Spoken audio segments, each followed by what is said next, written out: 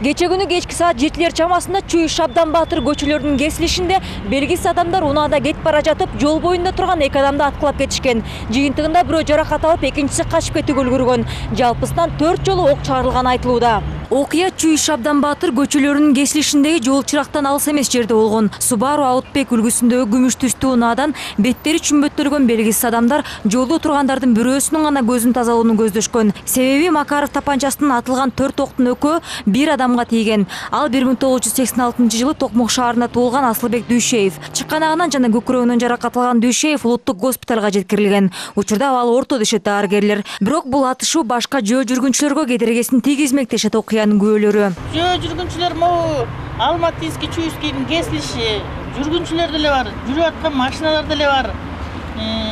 Так остановканын жаны болду. Анан алардын тийген аткан огу балдарга деле тийип калышы ыктымалда. Тияга туризм турат, бияга Славян турат.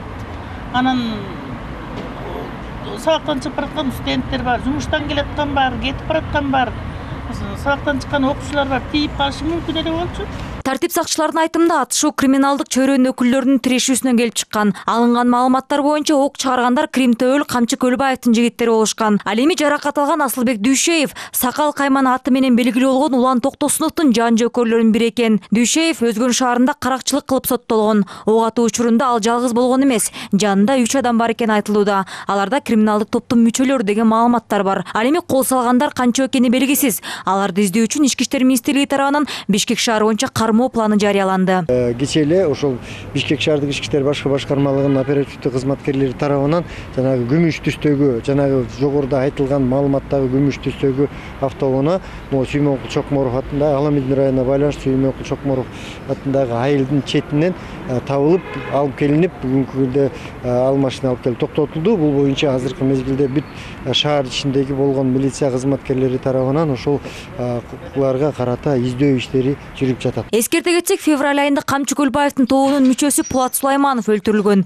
Ал кезде бул сакал менен Камчы Көлбаевдин тирешүүсүнөн улам болгону айтылган. Маалыматтар боюнча Пулат Сулайманов башында Көлбаевдин тобунда жүрсө, кийин сакал тарап койтуп кетет. Ал болсо былтыр криминалдык дүйнөнүн дагы бир мүчөсү Дамки аттуу адамды өлтүргөн деп шектелип, эл аралык издөөдө жүргөн. Декабрь айында Стамбулдан Бишкекке учуп келгенде кармалган. Азыркы тапта ал нарындагы абакта камакта жатат. Бүгүнкү күндө Кыргызстанда эң эле майлуу сүттүү жер бул Ысык Көл облусу, бул Көлбаев.